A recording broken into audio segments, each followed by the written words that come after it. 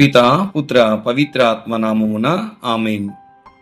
క్రీస్తునాథుని యందు ప్రియ సహోదరి సహోదరులారా, మీ అందరికీ ప్రభువైన యేసుక్రీస్తు నామములో శుభాభివందనములు తెలియజేసుకుంటున్నాను.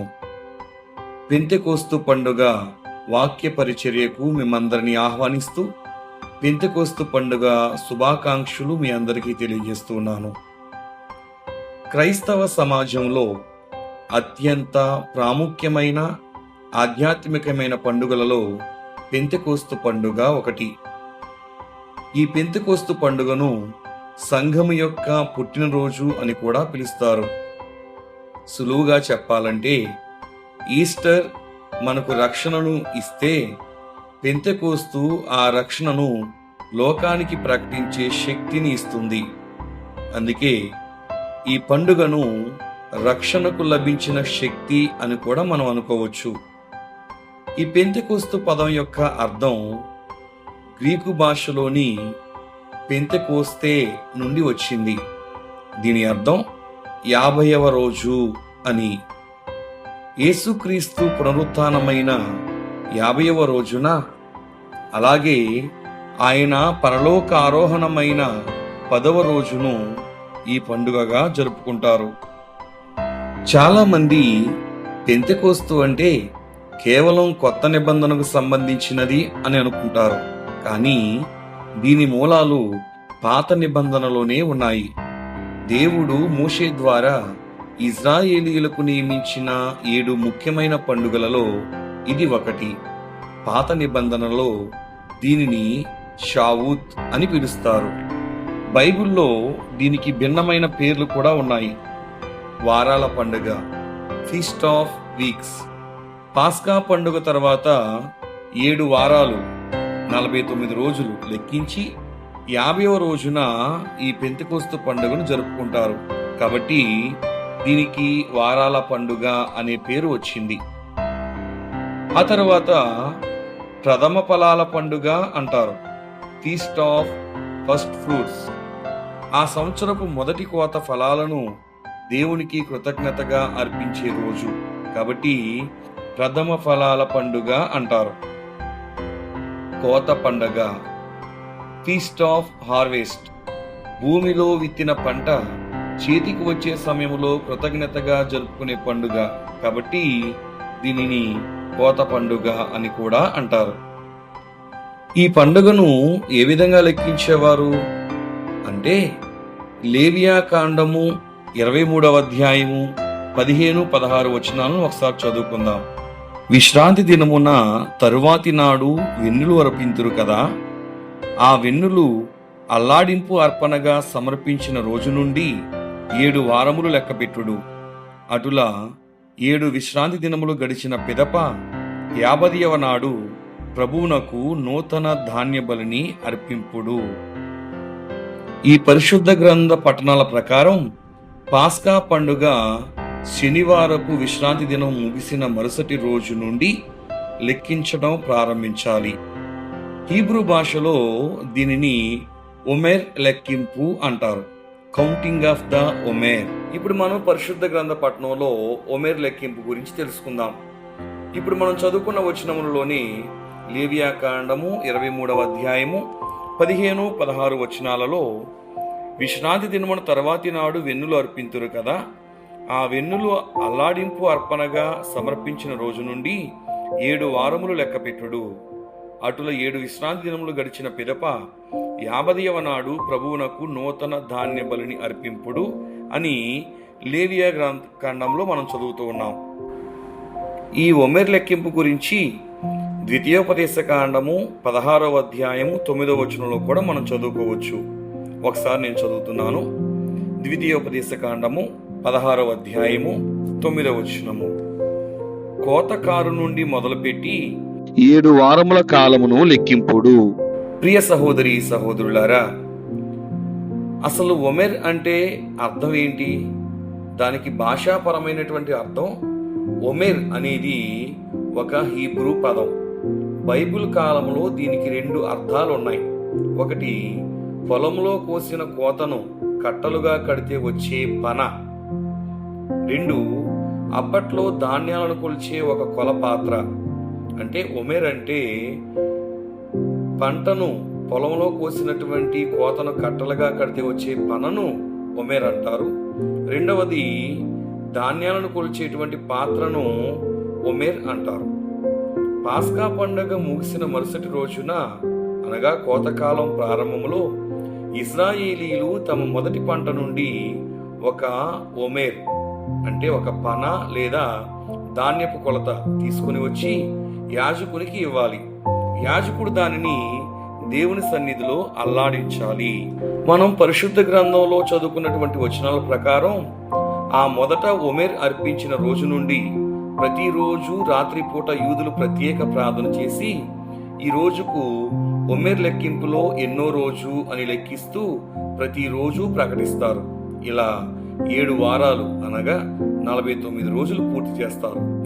ఆ మరుసటి రోజైన 50వ రోజున వారు గొప్ప ఉత్సవం చేస్తారు.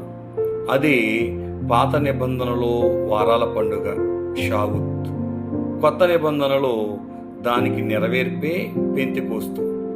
ఈ ఒమెర్ లెక్కింపు అనేది దేవుడు తమను ఐగుప్తు బానిసత్వం నుండి విడిపించిన రోజు నుండి దేవుడు తమకు ధర్మశాస్త్రాన్ని ఇచ్చిన రోజు వరకు ఉన్న ఆధ్యాత్మిక ప్రయాణానికి, నిరీక్షణకు గుర్తు. పాత నిబంధన కాలంలో ఈ పండగ ఆచరించేటువంటి విధానం గురించి కూడా మనం ధ్యానం చేద్దాం. పాత నిబంధన కాలంలో యూదులు ఈ పండుగ కొరకు దేవుడు పెట్టిన ప్రత్యేక నిబంధనలను పాటించేటువంటి వారు. అందులో మొదటిది నూతన నైవేద్యం, పులిసిన రొట్టెలు. సాధారణంగా దేవుని అర్పణలలో పులుపు ఉపయోగించకూడదు, కానీ పెంతెకోస్తు నాడు మాత్రం గోధుమ పిండితో 2 పులిసిన రొట్టెలను తయారు చేసి అల్లాడించే నైవేద్యంగా అర్పించాలి. దేవుని అర్పణలలో పులుపు ఉపయోగించకూడదనేది సాధారణ నియమం, కానీ పెంతెకోస్తు నాడు మాత్రం ప్రత్యేకంగా 2 పులిసిన రొట్టెలను అర్పించాలనే ఆజ్ఞ బైబిల్లోని లేవియాకాండము 23వ అధ్యాయంలో స్పష్టంగా రాయబడి ఉంది. దీనికి సంబంధించినటువంటి ఖచ్చితమైన బైబిల్ వచనాన్ని ఇప్పుడు మనం చదువుకుందాం. లేవియాకాండము 23వ అధ్యాయము 17వ వచనము. ప్రతి కుటుంబము 2 రొట్టెలు కొని వచ్చి ప్రభువునెదుట అల్లాడింపు అర్పణగా అర్పింపవలయును. ఒక్కొక్క రొట్టెను 2 కుంచెముల గోధుమ పిండితో పులిసిన ద్రవ్యము కలిపియే తయారు చేయవలయును. ఇవి ఆ ఏటి పంటలోని ప్రథమ ఫలము నుండి తయారైన రొట్టెలు. సాధారణంగా దేవునికి అర్పించే ఏ నైవేద్యంలోనూ పులుపు కానీ తేనె కానీ ఉండకూడదనేది మోషే ధర్మశాస్త్రంలో సాధారణ నియమం ఉంది. దానికి ఆధారం లేవియాకాండము 2వ అధ్యాయము 11వ వచనంలో ఒకసారి చదువుకుందాం. మీరు ప్రభువునకు అర్పించు ధాన్య బలులలో పులియ చెయ్యి పదార్థమును చేర్పరాదు. పులియ చెయ్యి పదార్థమును గాని తేనెను గాని ప్రభువునకు దహన బలిగా అర్పింపరాదు. ప్రియ సహోదరి సహోదరులారా, ఇక్కడ కొంచెం కన్ఫ్యూషన్ ఉంటుంది. లేవియాకాండము 2వ అధ్యాయం 11వ వచనంలో పులుపు వద్దని చెప్పిన దేవుడే లేవియాకాండం 23వ అధ్యాయం 17వ వచనంకి వచ్చేసరికి పెంతెకోస్తు నాడు ఖచ్చితంగా పులుపుతో కాల్చబడిన 2 రొట్టెలు అర్పించమనడం వెనుక ఒక గొప్ప ప్రవచనాత్మక రహస్యం దాగి ఉంది. అదేంటంటే, కొత్త నిబంధన సంఘములో చేరబోయే యూదులకు మరియు అన్యజనులకు సాదృశ్యం. పరిశుద్ధాత్మ దేవుడు వీరిద్దరిని కలిపి ఒక్క సంఘంగా మార్చారు. పులుపు ఎందుకు ఉంచారు? బైబిల్లో పులుపు అనేది మానవ బలహీనతకు లేదా పాప స్వభావానికి గుర్తు. పాస్కా పండుగ నాటి రొట్టె పాపము లేని పరిశుద్ధుడైన యేసుక్రీస్తుకు సాదృశ్యం. కానీ పెంతెకోస్తు నాటి రొట్టెలు సంఘానికి సాదృశ్యం. మనలో మానవ సహజమైన బలహీనతలు, లోపాలు ఉన్నప్పటికీ క్రీస్తు బలియాగం ద్వారా పరిశుద్ధాత్మ అగ్నిలో కాల్చబడి దేవునికి ప్రథమ ఫలంగా అంగీకారయోగ్యమైన నైవేద్యంగా మార్చబడ్డామని చెప్పటమే దీని యొక్క అంతరార్థము. అలాగే ప్రియ సహోదరి సహోదరులారా, మనం చదువుకున్నటువంటి వచనంలో అల్లాడించు నైవేద్యం అనేటువంటి వాక్యాన్ని చదువుకున్నాం. అల్లాడించు నైవేద్యం అంటే ఏంటి? దీని గురించి కూడా మనం ధ్యానం చేద్దాం. ప్రియ సహోదరి సహోదరులారా, ఈ అల్లాడించు నైవేద్యం ఇంగ్లీష్లో వేవ్ ఆఫరింగ్ అంటాం. ఈ అల్లాడించు నైవేద్యం అనేది ఒక ప్రత్యేకమైన ఆరాధనా క్రమం. దీనిని హీబ్రూ భాషలో తెనుఫా అంటారు. ఒక అర్పణను, అది రొట్టె కావచ్చు, పంట మొదటి కంకులు కావచ్చు, లేదా బలిపశు యొక్క భాగం కావచ్చు. ఒక అర్పణను యాజకుడు తన చేతిలోనికి తీసుకుని దేవుని బలిపీఠం ఎదుట నిలబడి దాన్ని తూర్పు, పడమర, ఉత్తరం, దక్షిణం 4 దిక్కుల వైపు గాల్లో ఊపుతూ, అంటే అల్లాడిస్తూ దేవునికి సమర్పించేవాడు. అలా గాల్లో 4 దిక్కులా ఊపడాన్ని అల్లాడించటం అంటారు. ఇలా అల్లాడించటం వెనుక ఉన్న అర్థం ఏంటి? పాత నిబంధన కాలంలో ఈ క్రమానికి 2 ముఖ్యమైన అర్థాలు ఉన్నాయి. దేవుని సార్వభౌమత్వం ఒకటి, రెండవది దేవుడు తిరిగి యాజకునికి ఇవ్వటం.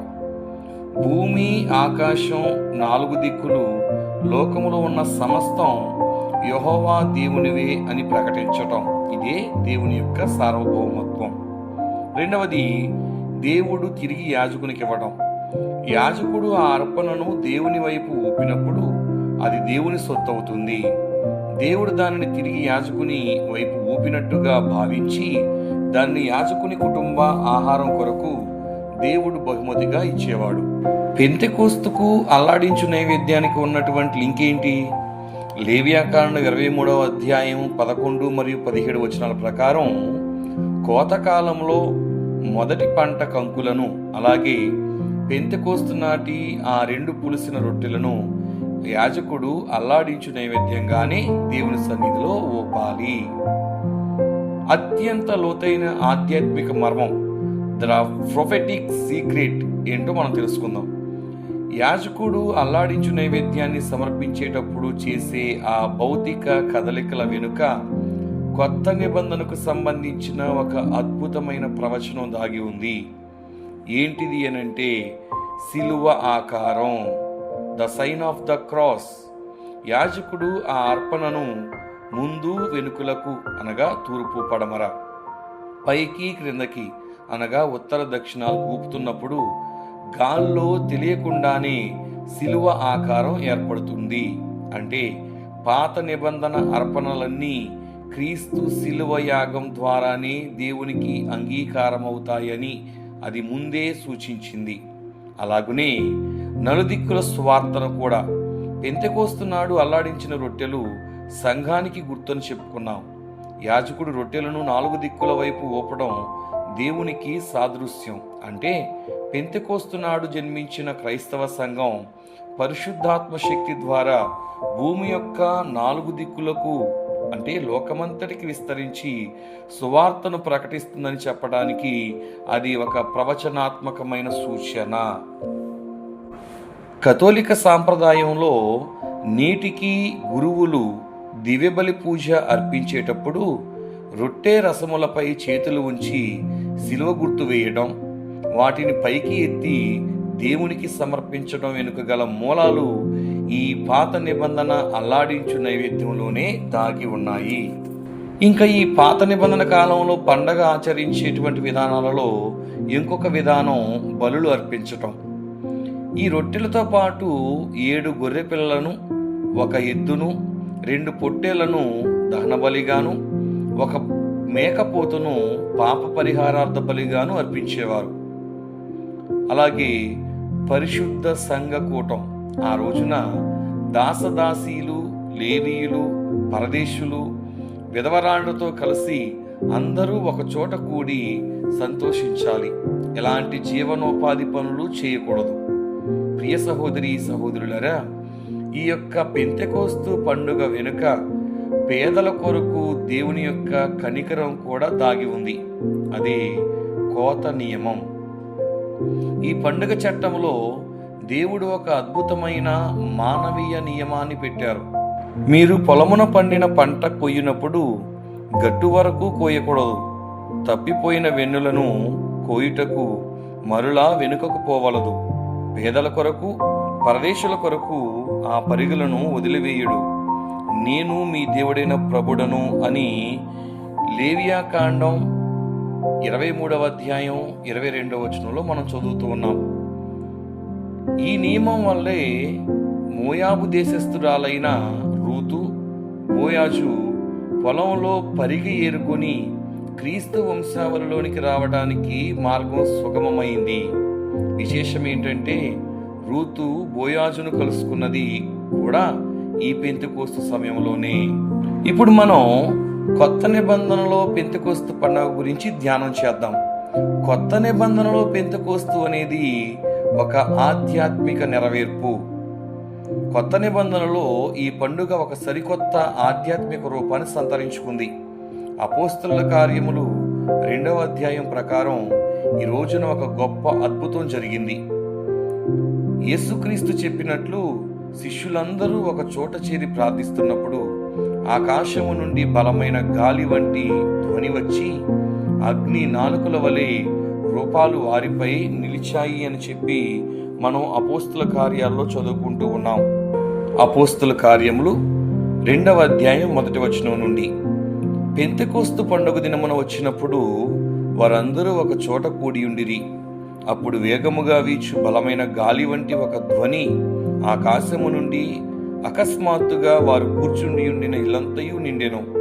అప్పుడు అగ్ని జ్వాలలు నాలుకల వలె విభాగింపబడి అక్కడ ఉన్న ఒక్కొక్కరి మీద నిలుచుట వారికి కనపడెను. అలాగే ప్రియ సహోదరి సహోదరులారా, ఆ తర్వాత వచనం చూస్తే అన్య భాషలు మాట్లాడటం, పరిశుద్ధాత్మను నింపబడిన శిష్యులు అంతకుముందు తమకు తెలియని వివిధ దేశాల భాషలలో దేవుని మహత్కార్యాలను ప్రకటించారు. పాత నిబంధన నియమం ప్రకారం ప్రథమ ఫలాలు అర్పించడానికి ప్రపంచ నలుమూలల నుండి, అనగా పార్థీయులు, మేదీయులు, రోమియులు మొదలైన వారు అనేక మంది యూదులు యెరూషలేములో గుమిగూడి ఉన్నారు. దేవుడు తమ పరిశుద్ధాత్మను కుమ్మరించడానికి, సువార్త లోకమంతటికి వేగంగా చేరడానికి ఆ సమయాన్నే ఎన్నుకున్నారు. పేతురు గారి మొదటి ప్రసంగానికి దాదాపు 3000 మంది మారు మనసు పొంది బాప్తిస్మం తీసుకున్నారు. అలా ఈ భూమిపై మొదటి క్రైస్తవ సంఘం అధికారంగా ప్రారంభమైంది. బైబిల్ వేదాంత శాస్త్రంలో పాత నిబంధన అనేది ఒక నీడ అయితే, కొత్త నిబంధన అనేది దానికి లభించిన నిజ స్వరూపం. పెంతెకోస్తు విషయంలో ఈ నెరవేర్పు చాలా చాలా అద్భుతంగా ఉంటుంది. దానిని ఒకసారి మనం పరిశీలన చేద్దాం. మొదటిది సీనాయి పర్వతం వర్సెస్ సియోను మేడగది. పాత నిబంధనలో ఇజ్రాయేలీలు ఐగుప్తు నుండి బయలుదేరిన 50వ రోజున సీనాయి అరణ్యానికి చేరుకున్నారు. దేవుడు సీనాయి పర్వతంపై ఉరుములు, మెరుపులు, మహాధ్వని మధ్య దిగి వచ్చి మోషేకు రాతి పలకల మీద 10 ఆజ్ఞలను రాసి ఇచ్చారు. ఇదే ధర్మశాస్త్రం. పాత నిబంధన యూదులకు పెంతెకోస్తు అంటే దేవుని వాక్యం ఇవ్వబడిన రోజు, దేవుని ధర్మశాస్త్రం ఇవ్వబడిన రోజు. వారు దీనిని దేవునితో తమకు జరిగిన వివాహ నిబంధన రోజుగా భావిస్తారు. కొత్త నిబంధనలో సియోను మేడగది. యేసుక్రీస్తు పునరుత్థానుడైన 50వ రోజున పరిశుద్ధాత్మ దేవుడు సియోను కొండపై ఉన్న మేడగదిలోనికి దిగి వచ్చారు. ఈసారి దేవుడు తన పరిశుద్ధాత్మను రాతి పలకలపై కాకుండా మనుషుల హృదయాలు అనే పలకలపై రాశారు. సీనాయి పర్వతం మీద భౌతికమైన గాలి, అగ్ని. ఇక్కడ మేడగదిలో బలమైన గాలిగా, అగ్ని నాలుకలుగా మారి విశ్వాసులను ఆవరించాయి. ఇక రెండవది ప్రియ సహోదరి సహోదరులారా, 3000 మంది మరణం వర్సెస్ 3000 మంది జీవం. పాత నిబంధనలో మోషే సీనాయి పర్వతం మీద నుండి వచ్చేసరికి ప్రజలు బంగారపు దూడను చేసి పాపం చేశారు. ఆ రోజున దేవుని తీర్పును బట్టి 3000 మంది మరణించారు. అక్షరార్థమైన ధర్మశాస్త్రం మరణాన్ని తెచ్చింది. కొత్త నిబంధనలో పెంతెకోస్తు రోజున పేతురు సువార్త ప్రకటించినప్పుడు ప్రజలు మారు మనసు పొంది ఆ ఒక్కరోజే 3,000 మంది బాప్తిస్మం పొంది జీవాన్ని స్వతంత్రించుకున్నారు. ఆత్మ జీవం ఇస్తుందని చెప్పడానికి ఇది పరమార్థం. మూడవది, ఆత్మ ఫలాల కోత.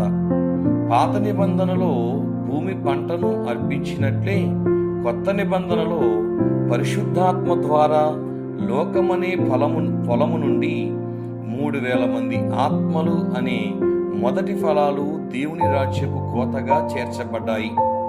ఇంకా నాలుగవ విషయం, బాబేలు గోపురం శాపం తొలగిపోవటం.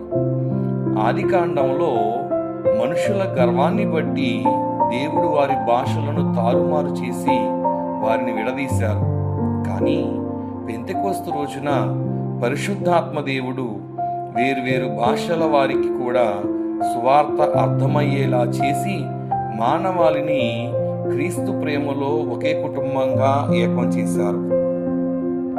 ఐదవ విషయం, నైవేద్య రొట్టెలు మరియు అన్యజనుల చేరిక.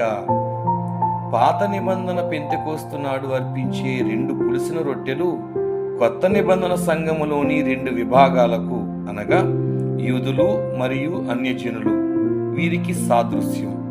వారిలో మానవ సహజమైన బలహీనతలు ఉన్నప్పటికీ క్రీస్తు బలియాగం మరియు పరిశుద్ధాత్మ అభిషేకం ద్వారా వారు దేవునికి అంగీకారమైన ఒకే సంఘంగా మార్చబడ్డారు.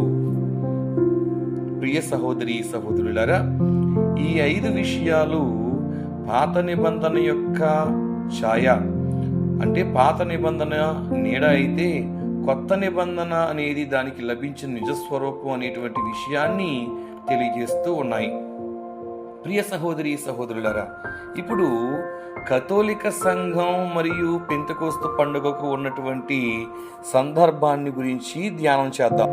కథోలిక వేదాంత శాస్త్రంలో పెంతెకోస్తు అనేది కథోలిక సంఘం యొక్క ఉనికికి, దాని ఆరాధన క్రమానికి మూలాధారము. అందులో మొదటిది పవిత్ర త్రిత్వ ప్రకటన, revolution of the Holy Trinity. పాత నిబంధనలో పితైన దేవుని సువార్తలలో పుత్రుడైన యేసుక్రీస్తు పరిచర్యను చూశాము. పెంతెకోస్తు రోజున పరిశుద్ధాత్మ దేవుడు సంపూర్ణంగా దిగిరావటంతో త్రిత్వైక దేవుని మర్మం లోకానికి పూర్తిగా వెల్లడైంది.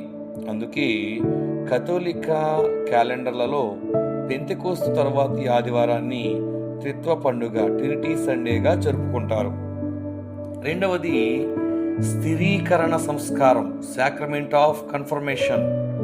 క్యాథలిక్ సంఘములోని 7 సంస్కారాలలో స్థిరీకరణ సంస్కారం, సాక్రమెంట్ ఆఫ్ కన్ఫర్మేషన్ అనేది అచ్చంగా పెంతెకోస్తు అనుభవానికి ప్రతీక. బిషప్ గారు పవిత్ర తైలము, క్రిసమ్ ఆయిల్ రాసి ప్రార్థించినప్పుడు విశ్వాసి పరిశుద్ధాత్మ వరాలను ఫలాలను పొంది లోకములో క్రీస్తుకు ధైర్యంగా సాక్షిగా జీవించడానికి బలపడతాడు. మూడవది ఆరాధనలో ఎరుపు రంగు, రెడ్ లిటర్జికల్ కలర్. పెంతెకోస్తు మహోత్సవం నాడు పీఠం యొక్క బట్టలు, గురువులు ధరించే వస్త్రాలు ఎరుపు రంగులో ఉంటాయి. ఇది మేడగదిలోకి దిగి వచ్చిన అగ్ని జ్వాలలకు, అలాగే ప్రాణాలు సైతం అర్పించిన అపోస్తుల అమరవీరుల రక్తానికి సంకేతం. ఇప్పుడు మరియమాత, సంఘమాత, Mary mother of the church. మేడగదిలో శిష్యులు ప్రార్థిస్తున్నప్పుడు వారి మధ్య మరియమాత కూడా ఉన్నారు. యేసుక్రీస్తు శరీరధారి కావడానికి పరిశుద్ధాత్మ మరియమాతపైకి ఎలా దిగి వచ్చారో, సంఘం జన్మించటానికి కూడా పరిశుద్ధాత్మ మరియమాత మరియు అపోస్తలులపైకి దిగి వచ్చారు. అందుకే కథోలిక చర్చ్ పెంతెకోస్తు మరుసటి రోజును మేరీమాత, సంఘమాత జ్ఞాపకార్థ దినంగా అధికారంగా జరుపుకుంటుంది. ఇప్పుడు క్యాథోలిసిటీ, విశ్వజననీత. క్యాథలిక్ అనే పదానికి గ్రీకులో విశ్వజనీనమైన, యూనివర్సల్, అందరికీ సంబంధించినది అని అర్థం అని ఇంతకు ముందు వీడియోలో మనం తెలుసుకున్నాం. బాబెల్ దగ్గర విడిపోయిన భాషలను పెంతెకోస్తు పరిశుద్ధాత్మ క్రీస్తు అనే ఒకే సార్వత్రిక సంఘంలోనికి ఐక్యం చేసింది. నేటి క్రైస్తవ జీవితంలో పెంతెకోస్తు సందేశం ఏంటంటే, ఇది కేవలం ఒక రోజున జరుపుకునే ఆచారం కాదు. అది ఒక నిరంతర ఆధ్యాత్మిక అనుభవం, శక్తివంతమైన సాక్ష్యం. క్రైస్తవులు లోకములో క్రీస్తుకు సాక్షులుగా జీవించడానికి మానవ శక్తి సరిపోదు, పరిశుద్ధాత్మ శక్తి అవసరమని ఇది గుర్తు చేస్తుంది. సఖ్యత మరియు ఐక్యత, భాషలు, కులాలు, దేశాల సరిహద్దులను దాటి విశ్వాసులందరినీ పరిశుద్ధాత్మ ఒక్కటిగా చేస్తుంది. ఆధ్యాత్మిక పునరుజ్జీవం కూడా. వ్యక్తిగత జీవితంలో మరియు సంఘంలో విశ్వాసం చల్లారిపోయినప్పుడు పరిశుద్ధాత్మ అగ్ని లాంటి పునరుజ్జీవాన్ని ఇస్తుంది. ప్రియ సహోదరి సహోదరులారా, ఈ పెంతెకోస్తు పండుగ దినాన్న ఈ వాక్యాన్ని ఆలకిస్తున్నటువంటి మనందరం కూడా అలనాడు మేడగదిలో ప్రార్థిస్తూ అభిషక్తులైనటువంటి అపోస్తుల వలె మనం కూడా ప్రార్థన చేద్దాం. దేవుని యొక్క పరిశుద్ధాత్మ వరాన్ని పొందుకుందాం, పరిశుద్ధాత్మ ఫలాలను పొందుకుందాం. ధైర్యంగా మనలో ఉన్నటువంటి పాప కలంకాలను తీసివేద్దాం, మనలో ఉన్నటువంటి పాపాంధకారాన్ని తొలగించుకుందాం.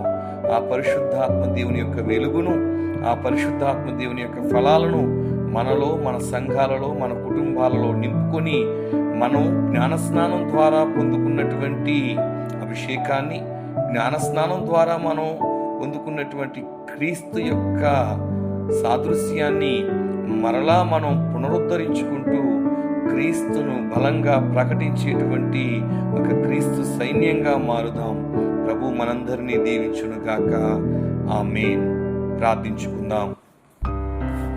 సర్వశక్తిమంతుడా, సర్వోన్నతుడా, దయగలిగిన తండ్రి, ప్రేమగల యేసయ్య, ఇప్పటి వరకు మమ్మందరినీ మీ రెక్కల మాటను భద్రపరిచి కాపాడారు.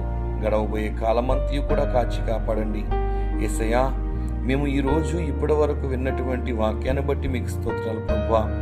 ఈ పెంతెకోస్తు దినమున ఎంతో పరిశుద్ధపరిచావు, ఆశీర్వదించావు ప్రభువా. పాత నిబంధన నుండి ప్రభువా నూతన నిబంధన నెరవేర్పు వరకు కూడా నా తండ్రి ఈ యొక్క పెంతెకోస్తు పండుగ నెరవేర్పు నుండి ఈరోజు మేము మాట్లాడుకునే ఈ క్షణం వరకు కూడా నా తండ్రి ఈ పండుగ అంతా కూడా మాకై ఏర్పాటు చేసి ఆ పరిశుద్ధ త్రిత్వంలో మమ్మల్ని ఐక్యం చేసిన దేవానికి స్తోత్రాలు ప్రభువా. మేమందరము పాపులము నా తండ్రి. ఏ విధంగా అయితే భయముతో, ఆందోళనతో మేడగదిలో చేరి ప్రార్థిస్తున్నారో మేము పాపముతో ఉన్నాము. మాలో నా తండ్రి పాపము చేశామనేటువంటి భయం ఉంది, ఆందోళన ఉంది నా తండ్రి. మాలో ఉన్నటువంటి పాప కలంకాలన్నింటినీ కూడా మీ పరిశుద్ధ ఆత్మ అగ్ని అభిషేకముతో కాల్చి మమ్మల్ని శుద్ధి చేసి మీ బిడ్డలుగా, మీ వారసులుగా చేసుకునండి ప్రభువా. ఈ వాక్యం వింటున్నటువంటి ప్రతి ఒక్కరూ కూడా జ్ఞానం పెంపొందించుకుని మీలో ఎదిగి మిమ్మల్ని ప్రకటించేటువంటి ఒక మంచి సువార్తికులుగా మార్చమని మా ప్రభు అయిన క్రీస్తు ద్వారా మనవి చేయుచున్నాము. ఆమేన్. మరొకసారి మీ అందరికీ పెంతెకోస్తు పండుగ శుభాకాంక్షలు. ఆ పరిశుద్ధాత్మ దేవుడు మిమ్మందరినీ అభిషేకించి తన ఆత్మ ఫలములతో మిమ్ము నింపునుగాక. ఆమేన్.